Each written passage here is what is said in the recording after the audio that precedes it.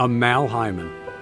I've been a teacher all my adult life, in the public schools, taught in the men's prison, taught the last 30 years at Coker College.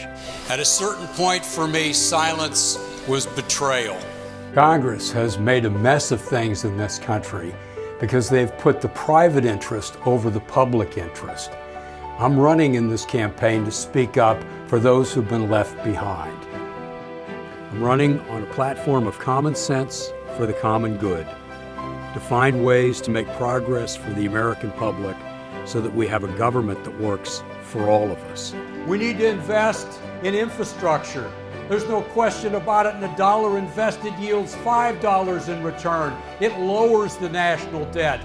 The longer we wait, the more dangerous this gets, the more expensive it gets. People need a living wage.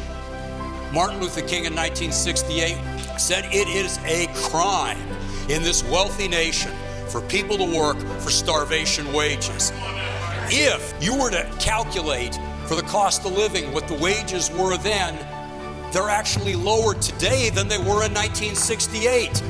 We haven't made the investments in education, from Head Start to making college affordable so that we can be competitive in a global economy. Let me be plain.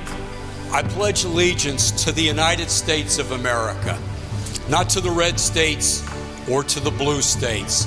We have a Congress that's put partisanship above the public interest. Yet our elections have become auctions. The wealthiest 1% puts in 98% of the money into our elections. And that 1% is getting 60% of the profits after the Great Recession. Globalization has created wealth that would make biblical kings jealous, but it's created great inequality and a lot of people left behind. In other countries as well as our own, we see an erosion of culture with mass migration and a loss of jobs. People work longer hours for lower pay.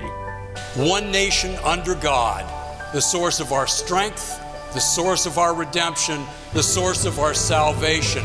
Let's spread the spirit of Mother Emanuel AME Church in Charleston to be less divided by race, less divided by gender, less divided by ideology, less divided by party, less divided from the police, less divided from the environment, less divided from our own conscience. In this situation, churches, communities can't do enough to protect workers, stabilize families and communities. This is the job of a national government to step in, to create more opportunities, to create jobs, to invest in an infrastructure that can allow us to compete for the 21st century, to sustain the earth in the process, and to invest in our kids. We need a government that's helping the local government. We've seen off the coast here that people stopped drilling for oil. It was organized people that defeated organized money. We've seen that with the founding of the Republic. We've seen it with the abolitionist movement.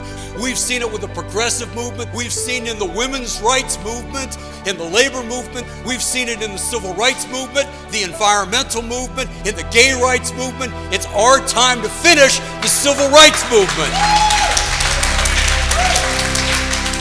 When we honor our conscience, honor our faith, we will honor America. We'll be brave enough to strengthen the land of the free and honor our democracy. Join us on this journey for common sense and common good. God bless America.